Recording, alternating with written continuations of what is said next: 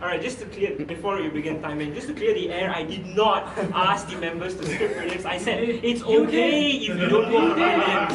You're not going to die. It's the evidence that you asked me.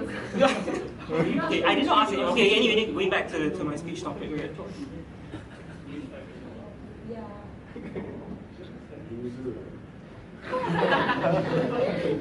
A very good evening, Mr. Toastmaster, fellow Toastmasters, and guests. Now, for the past few weeks, I have been doing a lot of soul-searching exercises based on what's been happening around me.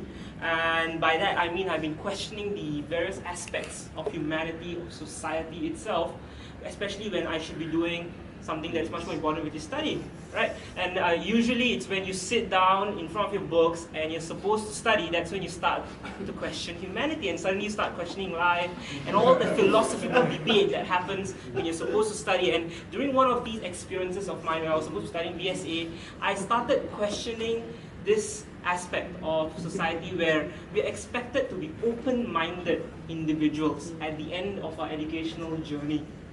Open-minded in the sense that we go through almost 20 years of education, and at the end of it, we're expected to be able to observe, expected to be able to infer, we're expected to be able to analyze the situation critically, form an opinion, and express it properly. That is what we're supposed to be doing at the end of our educational journey. Now, the real question is, so that means that most of those people who go through this journey, like those doctors, lawyers, people who are academicians, are expected to be able to do that very well. Am I right? Yes. So then, yeah, okay, thank you. But then the real question is, does this hold for everyone who goes through this educational journey?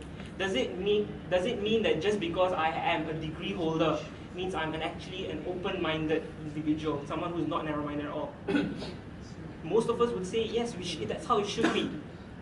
But the sad reality is that is not the case. Now, to illustrate this aspect of society, let me talk to you guys about a recent documentary. How many of you guys have heard about this documentary called India's Daughter? Heard about it? How many of you have seen it? Alright. Now, the best way to make people see a documentary is to ban it. And that's what the government of India exactly did. And by banning this movie or this documentary, they actually made half the country actually watch it through almost all kinds of ways. That's the same thing that they did with Interview, right? It was the most crappiest movie, but because they banned it, everybody saw it. Right? And that's the same thing that happened with this documentary. And what's this documentary about? This documentary was all about exposing the rape culture that permeates the Indian society of today. Now, the whole documentary was about the 2012 gang rape victim, of how she died, and what was the reaction to that gang rape. Alright, and the scary part wasn't when they interviewed the rapist. The rapist would say things like, she deserved to die. The rapist said things like, she deserved to be punished and she shouldn't have stopped us from raping her. If she had not stopped us, she might still be alive. We were just teaching her a lesson. And you know, that wasn't the part that scared me. That wasn't the part that made me worried. The part that actually scared the crap out of me was when the defense lawyers, people who are supposed to uphold the justice of the entire Indian Penal Code, came out and said things like, women do not have a place in our society. When the lawyers themselves came out and said that if she had not stopped the rapist, she might still be alive.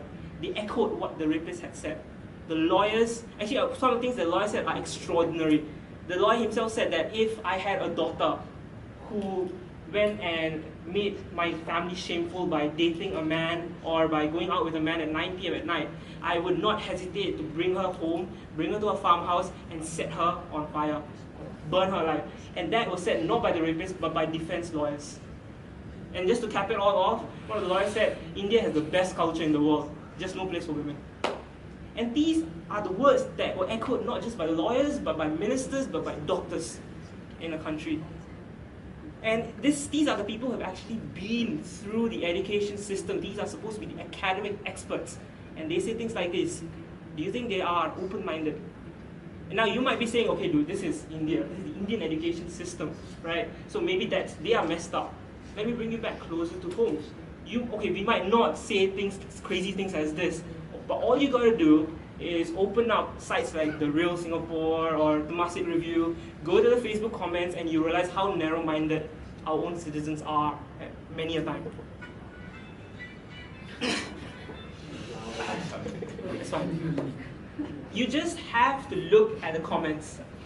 Narrow-mindedness is everywhere. It's not just in India, it's in Singapore, it's in the States, it's everywhere. And especially in Singapore, there are so many cases where people just believe whatever the uncle, auntie next door at Ban Mian store is saying. And they're more than happy to believe what they're saying. And one of the biggest problems that I have myself noticed is that despite living in a very multiracial country, we actually do not know nuts about the other race in the same country. How many of us during Deepawali would actually visit all our Indian friends' houses or know actually anything about Thai cuisine? Why do we even skewer their faces? Right? This is something that happens year after year in Singapore, but I have Chinese friends or Malay friends who actually know nothing about it.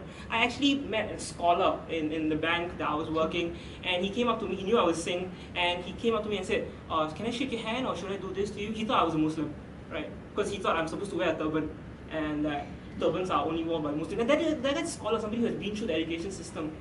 Does it mean he knows everything about my culture? Probably not. And ladies and gentlemen, the reason why we don't see this kind of, we don't see examples of what happened in India, of people saying all kinds of stuff in Singapore is because of press freedom. Right? In Singapore, if there was as much as press freedom as there is in India, trust me, you have the biggest idiots of Singapore saying all kinds of things.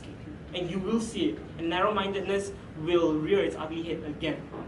Right? And there are a lot of ways for you to avoid this, a lot of ways for you to actually overcome this narrow-mindedness, and it's not just going through your degree program, graduating from school, and suddenly you can say, yeah, I'm a global citizen of this world. No, it's not.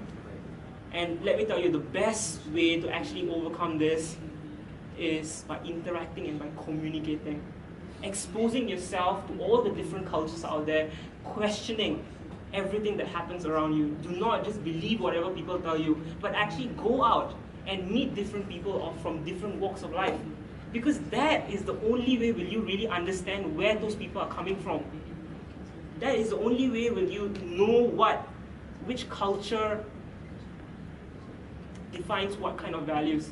One of the persons that I actually admire a lot and who actually goes about making sure that he knows as much as about other cultures is actually Vidya. This dude I know, wherever he goes, right, he'll always, the thing is that he'll always go around asking a lot of questions about, hey, why do you do this? Why is it that you guys are like that? Why is it that you guys get red packets? Why is it that, Chinese put money inside the red packets? He asks shitloads of questions. He gets goddamn irritating at times to answer him, right? But the thing is, I know he's making a conscientious effort to actually have an open-minded opinion. It's normal here. It's to actually have an open-minded opinion as to why is it that we Singaporeans have these kind of customs. He's not like the other foreigners who come in and they're happy to stick with their own kind, sit back, form a very close-minded opinion about why people do certain things, and carry on with their lives. And that is something that this club actually provides you with. This is a platform where you actually get to meet people from all kinds of countries, from everywhere. And the best thing about being in Toastmasters or being in SIM filled with so many foreigners is that you actually have an opportunity to visit their houses whenever you can and to know more about their culture, to know more about their country. And it has helped me a lot when I am actually with my supervisors from work and they're from a different country and they're talking about the country and actually can communicate with them based on what I know about my friends who are from the same country. So trust me, ladies and gentlemen, being a narrow-minded person is gonna bring about your own downfall like it has brought about the downfall of the reputed lawyers and politicians of India. You do not want to be those people. You want to be considered a global citizen, and the only way you can start being a global citizen by doing something today, and that is to communicate with all your foreigner friends, ignore the xenophobic comments, and to question everything that happens around you. Thank you.